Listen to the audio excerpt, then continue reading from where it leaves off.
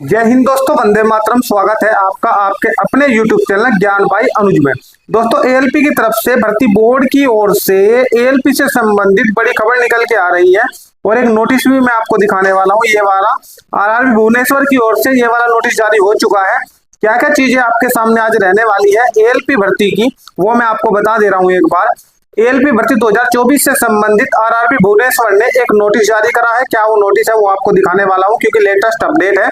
और भाई ALP CBT2 भर्ती 2000 जो आपकी 26 है, यानी कि मैं किसकी बात कर रहा हूं, मैं कर रहा हूं 9970 वाली वैकेंसी की, जो बढ़ाकर अब 10,000 के प्लस कर दी गई है दोस्तों। ठीक है, इस वैकेंसी की बात कर रहा हूं। इसका आपका CBT1 का रिजल्ट आपका कब तक आने वाला है, और भाई ये आपका जो CBT2 है ये आपका कब तक होगा। पिछली वाली वैकेंसी में जो देखा गया था दोस्तों, तो उसमें ऐसा भी देखा गया था कि आपका CBT2 की जो एग्जाम की जो डेट है वो पहले आ गई और रिजल्ट आपका बाद में आया था, यानी कि 2 से 3 दिन बाद, और डेट पहले जारी कर दी गई थी CBT2 की। उसमें बच्चे ना बोलना भी था कि सर CBT1 का तो रिजल्ट नहीं आया, आपने डेट भी जारी कर दी, लेकिन 2 से 3 दिन में ही रेलवे ने रिजल्ट भी जारी कर दिया था। तो भाई ऐसा भी हो सकता है। तो भाई चलिए, आप सभी को पता है हमारा चैनल रेलवे से रिलेटेड प्रत्येक जानकारी आप तक पहुंचाता रहता है।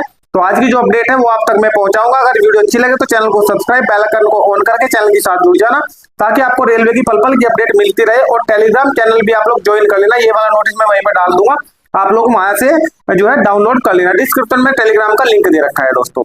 और सबसे लास्ट में, अगर वीडियो अच्छी लगती है वीडियो को लाइक और शेयर आप लोग करना ना भूलिएगा। चलिए भाई देखिए, सबसे पहले जो बात करता हूं वो करता हूं इस वाले नोटिस की।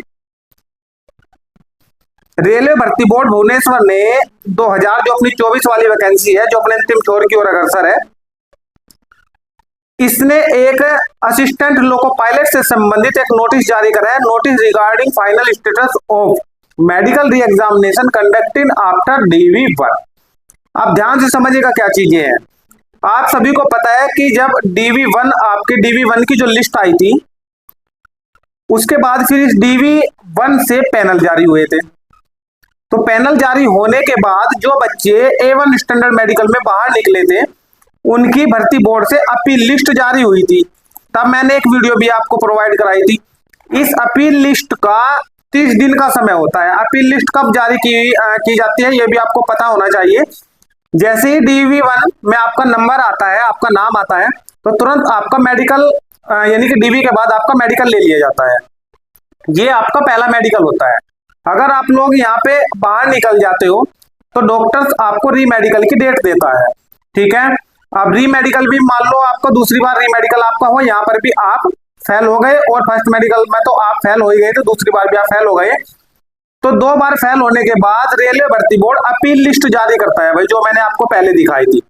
ठीक है, इस अपील लिस्ट का मतलब ये होता है कि आप 30 दिन के अंदर, 30 दिन का समय होता है इस अपील लिस्ट का, 30 दिन के अंदर आप 3 डॉक्टरों के पैनल द्वारा दोबारा आपका मेडिकल कराया जा सकता है। और भर्ती बोर्ड एड्रेस दे देता है, जहां पे आपको जो परफॉर्मा नंबर A1 देता है और एक B देता है, दोनों परफॉर्मो के भर के और 1000 का डिमांड ड्राफ्ट लगा करके स्पीड पोस्ट करा करके आपको उस एड्रेस पे भेज देना होता है। ठीक है, जैसे रेलवे भर्ती बोर्ड भुवनेश्वर के नाम से ही होगा। तो आपने तो यहाँ पे अपील का मौका 30 दिन का दिया जाता है। फिर दोबारा इनका मेडिकल 3 डॉक्टर के पैनल के द्वारा होता है। 3 डॉक्टरों के पैनल के द्वारा दोबारा फिर इनका जो है, अगर अपील स्वीकार कर ली जाती है तो, अगर अपील स्वीकार कर ली जाती है तो आपका 3 डॉक्टर के द्वारा दोबारा मेडिकल होता है। तो ये ही इन 25 कैंडिडेट के साथ हुआ है। इन 25 कैंडिडेट के बारे में क्या कहा गया देखिए।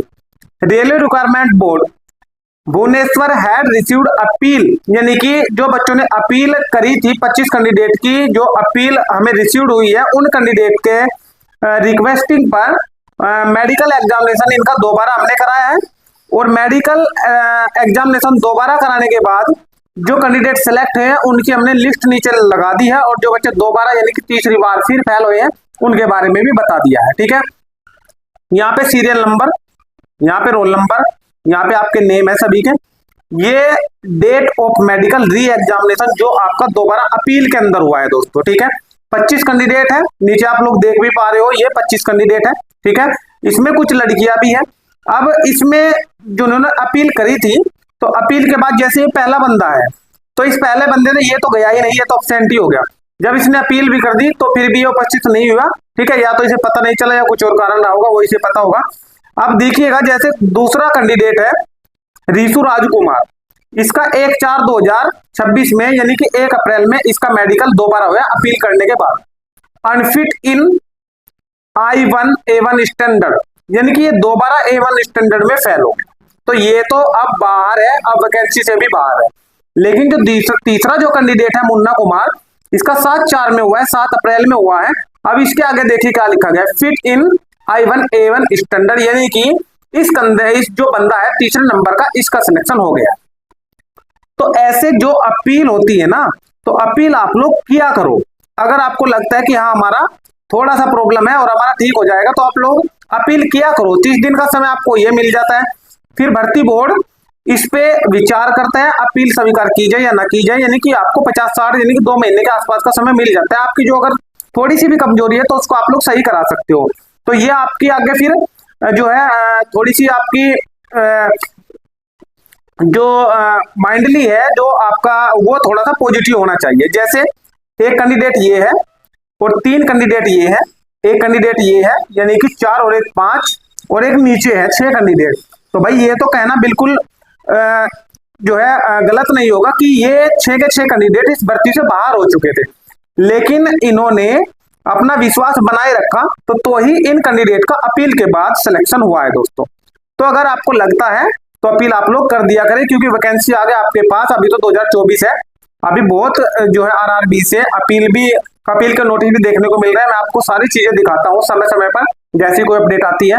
और भाई आगे वाली जो वैकेंसी आने वाली 9,970 जो 10,000 के आसपास कर दी गई है, उसके बाद फिर 11,127 के ऑनलाइन फॉर्म भरे जा रहे हैं। ये सारी चीजें आपको पता होनी चाहिए, क्योंकि इन वैकेंसी में भी आपके साथ ऐसा हो सकता है, भगवान ना करे। ठीक है, देखिए ये तो थी पूरी डिटेल जो RRB भुवनेश्वर से है। नोटिस में टेलीग्राम पे डाल दूंगा, आप लोग ज्वाइन कर लेना, और भाई चैनल को सब्सक्राइब सभी कर लेना। ठीक है, तो रेलवे की पल पल की अपडेट आपको मिलती रहेगी। अब बात करते हैं कि इसका CBT 1 का जो रिजल्ट है 9,970 वाला, इसका CBT 1 का रिजल्ट आपका कब तक आएगा। मैंने पहले आपको बोल रखा है कि मई में लास्ट में बिल्कुल आने के पूरे चांसेस है। आज 24 मई हो चुकी है, तो आप लोग 31 मई तक वेट करिएगा। मुझे पूरा आइडिया है कि 31 मई तक आपका रिजल्ट आ जाएगा। 1-2 जगह मेरी बात भी हुई है। ठीक है, और अगर किसी कारणवश नहीं आया तो निश्चित तौर से जून के फर्स्ट वीक में आपको रिजल्ट देखने को 100% मिल जाएगा। ठीक है, अब CBT 2 का क्या है भाई, CBT 2 की डेट आपकी पहले भी आ सकती है, बाद में भी आ सकती है, लेकिन मुझे लगता है कि जुलाई में लास्ट तक आपका एग्जाम जो है वो कराने के चांसेस है। ये भी आपका लास्ट वीक में ही, ठीक है, जुलाई लास्ट वीक, ठीक है, जुलाई लास्ट वीक में आपके कराने के पूरे चांसेस है ALP CBT 2 का, क्योंकि 11,127 वाली जो वैकेंसी है उसके फॉर्म अप्लाई होने के बाद उसका भी CBT 1 इन्हें आगे फिर महीनों में लेना है दोस्तों। ठीक है, तो बिल्कुल जुड़े रहिएगा चैनल के साथ। वीडियो अगर अच्छी लगी तो वीडियो को शेयर कर दीजिएगा, लाइक ठोक दीजिएगा भाई, और सब्सक्राइब और टेलीग्राम चैनल आप लोग ज्वाइन कर लीजिएगा। और जैसे ही आप लोग लाइक करते हो एक हाइप का ऑप्शन भी आपको दिखाई देगा, हाइप भी आप लोग कर दिया करें। ठीक है, मिलते हैं नेक्स्ट वीडियो में, तब तक के लिए थैंक यू सो मच।